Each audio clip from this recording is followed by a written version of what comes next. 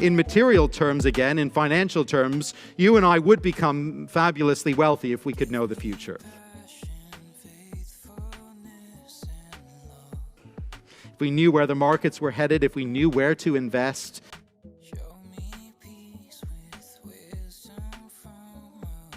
How best to put our money to work, we would very quickly amass a very great fortune.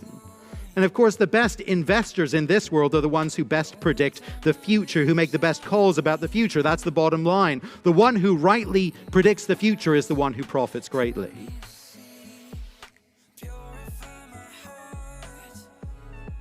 Now, what's true in material terms here is also true in spiritual terms.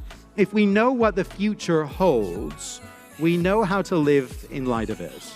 We know where to invest not our money, especially, but our very lives. The future is not ours to know by right, of course. As finite beings, we simply can't discover these things on our own. We don't have that capacity. But here's the amazing reality. The God who created time and space, who knows the end from the beginning, who is master of time and Lord of history, he has chosen in his kindness to make his plans known to us. These things were a mystery, but as an act of great kindness, God has chosen to make this mystery known to us. It is a plan and an intention that is in Christ. That is, it is all wrapped up in the person of Jesus Christ. It is focused on Christ. It is fulfilled in Christ. He will bring all things in heaven and on earth together under the headship of Jesus Christ. There we have it. That is the future of the universe. And knowing that and having insight into this mystery, you and I are immensely privileged. We are infinitely blessed. To have insight into this deep mystery is to be the recipient of God's abundant grace and his lavish generosity. Because knowing the future, we are now equipped and we are now prepared to live wisely now. Knowing the future, we can live productively and well in the present. From our limited human perspective, it might look as though other pursuits are more attractive, more fruitful. Perhaps we should just give ourselves to making our own little kingdoms, amassing our own temporal riches, making our own name great. But no, in light of God's coming future, which he has shared with us, which he has revealed to us, all those goals are meager and they're misplaced. God has shown us what really matters, where true value is to be found. He's told us where history is going. And knowing these things, being the recipients of such revelation, of such a mystery, we're blessed, we're rich, we're privileged. If we are in Christ, God has adopted us.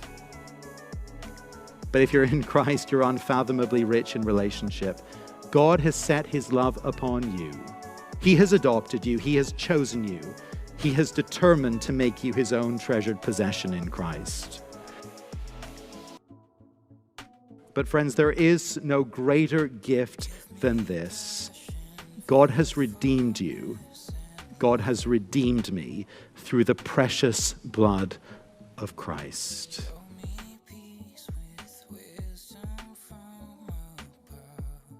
God has made known to us the greatest mystery in all the universe, his plans and his intentions for the future, that we might be part of it, that we might have a role to play, that we might benefit from it, and that we might live fruitful and productive lives.